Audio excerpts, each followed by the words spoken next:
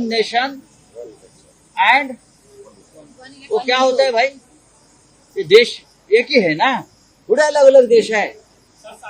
ये देश में कोई अलग अलग जो अगर बात करता होगा, वैसे तो एक विधान एक संविधान की बात भी हम करते हैं, तो वन नेशन तो वन है। क्या किसी के मन में शंका है? इलेक्शन भी एक होता है, तो संविधान ने हमको अधिकार दिया है। लोकसभा, विधानसभा, वन नेशन और वन इलेक्शन, ठीक है, लेकिन उससे पहले फेयर इलेक्शन लीजिए। फेयर इलेक्शन हमारा नारा है, not one nation one election, we want fair election, जो आज देश में नहीं हो रहा है। और ये फेयर इलेक्शन जो हम मांग रहे हैं, ये टालने के लिए ये वन नेशन वन इलेक्शन का ये फंडा लेकर आए हैं।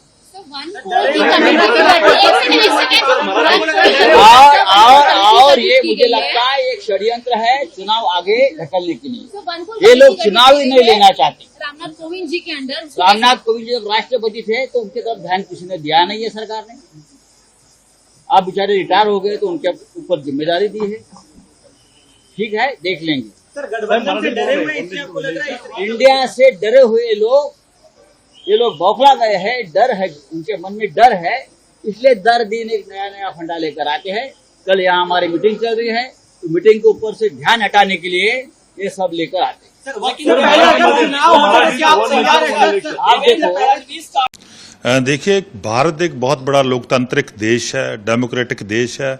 इसमें ये संभव नहीं है, क्योंकि डिफरेंट राज्य हैं, लगभग 29 राज्य में अलग अलग समय पे इलेक्शन होती है। किसी राज्य में आज हो रही है, किसी में 2 साल बाद है, किसी में 3 साल बाद है। वहां एक इलेक्शन करवाना, मैं समझता हूं, देश के लोकतंत्र के लिए बहुत बड़ा खतरा है। ऐसा नहीं होना चाहिए। बीजेपी की इन जो मंतव्य है बीजेपी के, उससे पता चलता है कि बीजेपी देश को बर्बाद करना चाहती है और लोकतंत्र के लिए आज बीजेपी केंद्र सरकार जो बहुत बड़ा खतरा बनी हुई है। सो ऐसा बिल्कुल हम इसकी निंदा करते हैं। ऐसा बिल्कुल नहीं होना चाहिए। इसको तुरंत, जो उसका इरादा है कोई गवर्नमेंट ऑफ इंडिया का या बीजेपी का, इसको तुरंत वापस कर लेना चाहिए। देखिए, बहुत सारी रीजनल पार्टियां हैं, बहुत सारी नेशनल पार्टियां हैं, डिफरेंट पार्टियां हैं।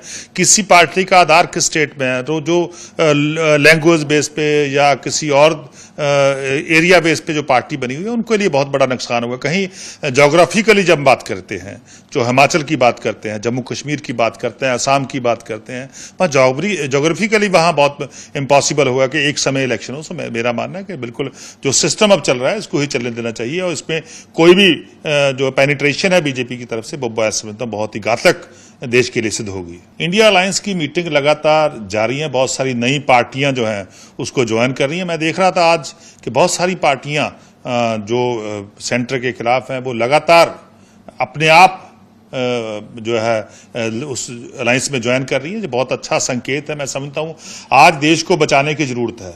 आज देश को बचाने की हमारी प्रायोरिटी होनी चाहिए। आज बीजेपी से केंद्र सरकार के देश को बहुत बड़ा खतरा है और लोकतंत्र को बहुत बड़ा खतरा है। जैसे मोदी साहब की पॉलिसियां हैं, जैसे बीजेपी की पॉलिसियां हैं, वो देश को खत्म करने वाली हैं। देश की बहुत सारी इंस्टीट्यूशंस, बहुत सारी संस्थाएं जो है, उनके लिए बहुत बड़ा एक खतरा जो है वो बीजेपी बनी हुई है। सो मैं समझता हूं बीजेपी को देश से बाहर करना है। सत्ता का प्रवर्तन जो है इस बार होके रहेगा। सो इसके लिए इंडिया अलायंस जो है बड़े अच्छे तरीके से काम कर रहे हैं। सभी एकजुट हैं और छोटे मोटे जितने भी मनमुटाव होते हैं, उनको मैं समझता हूं दूर करके बड़े स्तर पे देश को बचाने के लिए हम सभी लोगों को एकजुट होना पड़ेगा।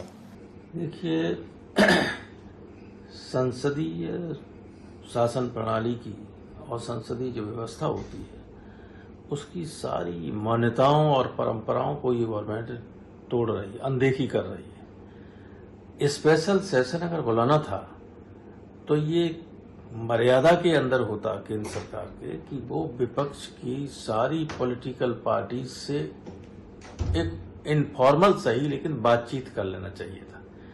अब किसी को कुछ पता नहीं क्या है और सेशन बुला लिया गया है। सांसद हैं, नेता हैं, विपक्ष के हैं, और उन सबको पता ही नहीं है कि क्या है और किस लिए बुलाया गया सेशन।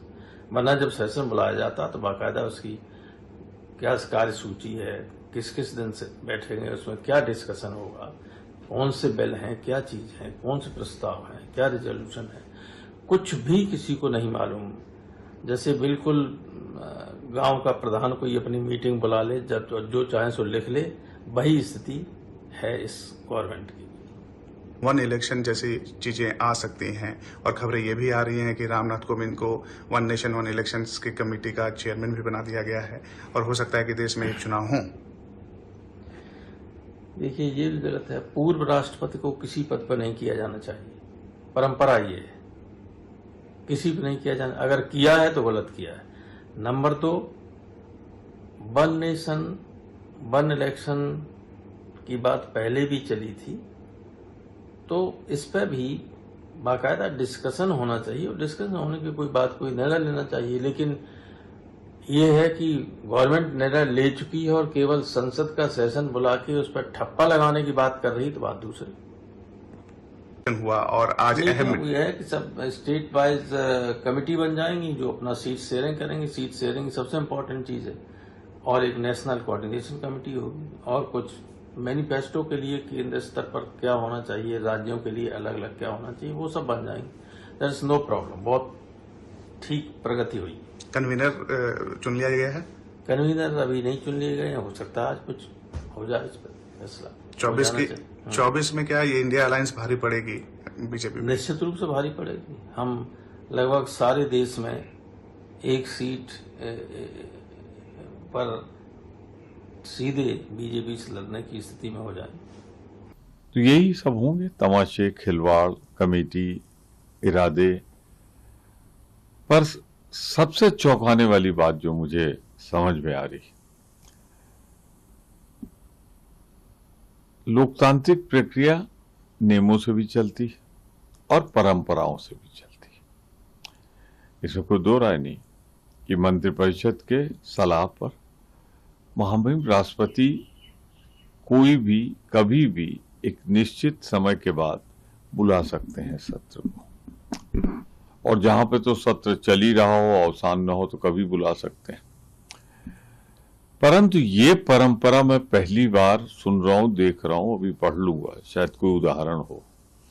लेकिन रिटायर्ड, मेरा आशय है अपना कार्यकाल पूरा कर चुके महामहिम राष्ट्रपति सरकार के अधीन या सरकार के प्रति जवाबदेह या सरकार के द्वारा गठित किसी समिति के अध्यक्ष बने हों, ऐसा मुझे फिलहाल याद नहीं आता है।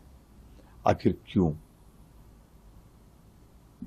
क्या एक्स चीफ जस्टिस थे, सुप्रीम कोर्ट के जजेस थे, या किसी और से कराई जा सकती थी? ये जानबूझकर महामहिम राष्ट्रपति को अपने अधीन एक कमेटी का अध्यक्ष बनाना, मैं समझता हूं पहले राष्ट्रपति पद की मर्यादा इन्होंने नष्ट की जब शिलान्यास और उद्घाटन कोविंद साहब को और अब वर्तमान राष्ट्रपति को नजरअंदाज करके खुद प्रधानमंत्री जी ने फीता काट दिया, और अब दूसरी बार इस तरह करके गलत परंपरा डाल रहा है। Sir, one nation one election की बात पे अगर सरकार संजीदा है, आपके विपक्ष इसको किस तरीके से लेता है अगर ये लागू होता है? क्योंकि अगर ये पार्लियामेंट के थ्रू आएगा, आगे चीजों से आएगा, तो ऑब्वियस सी बात है नंबर्स जो है वो साफ तौर पे सरकार के साथ हैं। देखिए, फिर मैं कह दूं, ये तो हवाई है। अभी एक आध मंत्रियों ने बोल दिया, पर अभी भी कोई कंक्रीट स्वरूप तो नहीं आया। तो क्या स्वरूप होगा, क्या किस रूप में होगा? अब जैसे एक समिति बनाई जा रही राष्ट्रपति जी के लिए, तो वो समिति अपनी रिपोर्ट क्या 1 साल के अंदर देगी, 6 महीने के अंदर देगी, 15 दिन के अंदर देगी, ये भी तो किसी को नहीं मालूम। तो जब तक उसका स्वरूप सामने ना आ जाए, वर्तमान विधानसभाओं का क्या होगा, इनका कार्यकाल जिनका 3, 4, 4.5 साल, कर्नाटक का तो अभी लगभग 4.5 साल, 4.25 साल बाकी, इनका क्या होगा? तो इन सब चीजों में कयास लगाने से फायदा नहीं। एक स्वरूप आने दीजिए, फिर उस पर हम अपनी प्रतिक्रिया देंगे। लेकिन ये दिखाता है बहुत घबराए हुए हैं मोदी जी। सर, इसके अलावा स्पेशल सेशन 18 सितंबर से 22 सितंबर तक जो है रखा जाएगा। ट्वीट किया प्रहलाद जोशी साहब जो संसदीय कार्य मंत्री हैं, और अमृतकाल की बात की गई और तस्वीर बड़ी जो थी वो बड़ी रोचक थी, जहां महात्मा गांधी जी की तस्वीर जो पार्लियामेंट में वहाँ एक तरफ पुरानी संसद और दूसरी तरफ नई संसद के भवन की तस्वीर थी। कैसे देखते हैं आप पूरे इस कवायद? देखिए, ये जुमलेबाज सरकार है, इसका जुमला क्या होता है, किधर फेंक दें, कौन सी चीज फेंक दें, कोई नहीं जानता। सामान्य आदमी तो नहीं, ये कोई असामान्य ही इसका। परंतु अगर एक स्पेशल सेशन बुलाया जा रहा था तो 1996 में बुलाया गया था, 50 साल पूरे किए थे हमने, तो क्या बुलाने के पहले नेता विरोधी दलों को और विरोधी दल के लोगों को क्या बुला के संयुक्त रूप से एक सामान्य सी बैठक नहीं करनी चाहिए? प्रधानमंत्री जी को सबको बुलाना चाहिए था, सबके राय मशवरे लेना चाहिए थे। बहुत से लोग पिछला सत्र मानसून का गया और विंटर सेशन के बीच में तमाम दलों के तमाम कार्यक्रम बन चुके हो, तो क्या सबसे सलाह मशवरा करके कोई डेट नहीं ली जा सकती थी? क्या सबसे राय मशवरा करके क्या एजेंडा आएगा उस पर चर्चा नहीं हो सकती थी? तो जैसे ही सरकार लोकतंत्र का गला घोटने पर आमादा है, परंपराएं तोड़ रही है, नियमों का गलत व्याख्या कर रही है, बहुमत का जहां तक सवाल, अब कौन सा रेजोल्यूशन लाएंगे? अगर 2/3 बहुमत चाहिए तो राज्यसभा में तो फिर ये नहीं पास करा पाएंगे, और इस पर शायद साधारण बहुमत भी इनको जुटाना मुश्किल हो जाए, क्योंकि भाजपा के पास तो बहुमत नहीं। तो आने दीजिए, अभी बहुत जल्दबाजी करने की जरूरत नहीं, क्योंकि इंडिया की बैठक हो रही है, उससे ध्यान हटाने के लिए सारे पासे फेंके जाते रहते हैं। पर इंडिया अब एनडीए के लिए एक संदेशा लेके आ रही है कि बोरिया बिस्तर संभालो, जाओ, अब देश को एक लोकतांत्रिक व्यवस्था आ रही है। देखिए, इससे एक बात तो साफ है कि आज इंडिया अलायंस की बैठक हो रही है तो सरकार की बौखलाहट बढ़ गई है, सरकार पैनिक मोड में चली गई है और ध्यान बटाने के लिए ये कुछ चीज़ें हो रही है। मुझे तो बड़ा आश्चर्य लग रहा है कि 5 दिन का विशेष सत्र पहली बार, जब भी कोई इमरजेंसी नहीं है, कोई आवश्यकता नहीं है, हमारा शीतकालीन सत्र तो नवंबर दिसंबर में होता ही है, तो ये गणेश चतुर्थी के त्योहार के बीच में ये सत्र लाने की क्या जरूरत है? क्या हिंदुओं के भावना की उनको जानकारी नहीं है?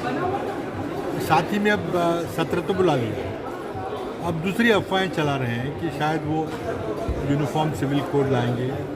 बिल कौन सा कोड है, क्या उसका ड्राफ्ट क्या है, क्या करने वाले, कुछ पता नहीं। साथ ही में दूसरी एक और अफवाह फैलाई है कि 1 नेशन 1 पोल की तैयारी चल रही है। मेरा जहाँ तक के मानना है कि सरकार को जब भी चाहे चुनाव करवाने का अधिकार है। लोकसभा चुनाव मई 2024 में होने वाला है, अगर जल्दी कराना है तो सरकार कर सकती है। बाकी राज्यों के विधानसभा चुनाव कुछ अगले साल है, कुछ अभी है, उनके साथ लोकसभा चुनाव कराना चाहते हैं तो कोई कानून लाने की ज़रूरत नहीं है, ये सरकार का अधिकार होता है। तो ये ऐसी अफवाहें फैलाने की क्या ज़रूरत है? अगर सरकार ने घोषणा की है कि 5 दिन का विशेष सत्र बुलाएंगे और जो कुछ विधेयक पारित कराएंगे, तो बताइए कौन सी विधेयक है? तो ये सिर्फ इंडिया मीटिंग में कुछ उसका ध्यान बटाने के लिए किया जा रहा है। आज देखिए, दूसरी तरफ महाराष्ट्र की जो शिंदे फडणवीस सरकार, उन्होंने भी आज और कल जब हमारी बैठक हो रही थी, इन दिनों में अपनी बैठक बुला ली। बैठक चाहे जब भी बुलाए, उसका कोई मतलब नहीं है, लेकिन आपको उन्हीं दिनों में बैठक बुलाने की आवश्यकता क्यों पड़ी? इसका साफ मतलब है कि मोदी सरकार में बौखलाहट हो गई है, मोदी सरकार घबराहट की स्थिति में आ गई है, एक पैनिक मोड में आ गई है। तो ये तो सारी देश की जनता देख रही है। सर, एक और सवाल है कि लोगो आप लोगों की तरफ से जो जारी किया गया, उसमें बताया गया कि कल लोगो जारी किया जाएगा, जो आप लोगों का प्रोग्राम है, तो जो इंडिया का लोगो होगा उसमें क्या इंडिया की झलक भी दिखाई पड़ेगी? देखिए, अब ये लोगो वगैरह बात, देखिए चुनाव जब होता है तो उसमें झंडा होता है, चुनावी निशान होता है, उसमें स्लोगन्स होते हैं, वो तो सब चलता रहेगा ना। देखिए, ये 2 विचारधाराओं की लड़ाई है, ये कोई लोगों की लड़ाई नहीं है। तो ये लोगों के सामने एक पर्याय है कि जिस तरह से मोदी सरकार पिछले 9 साल में असफल रही देश के प्रश्न का हल निकालने के लिए, चाहे महंगाई हो, चाहे बेरोजगारी हो, चाहे जो अत्याचार हो रहे हैं महिलाओं पे, दलितों पे, अल्पसंख्यकों पे, आदिवासियों पे, मणिपुर जल रहा है, हरियाणा को जलाया जा रहा है, जो धार्मिक ध्रुवीकरण हो रहा है, मोदी सरकार इन अटकलों के साथ नहीं जीत सकती, उनको पता चल गया। अब आपने 200 रुपये गैस सिलेंडर में कम कर दी, इसमें मतलब मान लिया कि गैस सिलेंडर के जो दर थे जो काफ़ी महंगा जा रहा था, तो 9 साल तो आपने लोगों को लूट लिया। चुनाव के 2 महीने पहले आपने 200 रुपये कम कर दिया। इस झांसे में कौन आएगा? इसके लिए संविधान है, ये संशोधन की आवश्यकता है, राज्यों की स्वीकृति है, ये हमारे संविधान में इसका जो संशोधन करना है। ये केवल लोकसभा राज्यसभा की बात नहीं है, इसके लिए विशेष सत्र बुलाया जा रहा है, इसके लिए विशेष सत्र बुलाया जा रहा है। ये केवल संविधान में संशोधन राज्यसभा और लोकसभा में हो जाए उससे संभव नहीं, राज्यों को भी स्वीकृति देनी पड़ेगी। पर जो राज्य बीजेपी के हैं वो वहां अपनी विधानसभा बंद कर सकते हैं, जैसे कि हरियाणा हो गया, महाराष्ट्र हो गया, ये योगी सरकार। तो एक लाइन का आपको कैबिनेट में प्रस्ताव पास करना है कि विधानसभा बंद करो, बंद हो जाए। आप ये तय करेंगे कि लोकसभा छत्तीसगढ़, मध्य प्रदेश, राजस्थान के साथ साथ लोकसभा चुनाव कराना चाहते हैं और कौन से और दूसरे राज्य कराना चाहते हैं, पर पूरे प्रदेश में आप किसी विधानसभा का पीरियड काट दीजिए, तो राज्य आप कैसे काट दो, ऐसे जुदा हो जाए। सर, व्यापम घोटाले में आपने जांच बिठाई थी, लेकिन किसी को कोई सजा नहीं हुई, और अभी पटवारी घोटाला अलग हो गया, पुलिस घोटाला अलग हो गया, इस पे क्या कहते हैं? घोटालों की तो कमी है, ये घोटाला प्रदेश है। अभी तो देखते जाइए अगले 3 महीनों में और परिस्थिति होगी, रोज चिट्ठियां देख रहे हैं, लोग लिख रहे हैं। अमर उजाला अब आपके टीवी पर भी। अपने स्मार्ट टीवी पर YouTube पर सर्च करें अमर उजाला, चैनल सब्सक्राइब करें और देखें ताजा खबरें, वो भी HD क्वालिटी में। और हाँ, बेल आइकन दबाना ना भूलें ताकि हर खबर हो आपके घर। अमर उजाला, निष्पक्ष, निर्भीक, निरंतर।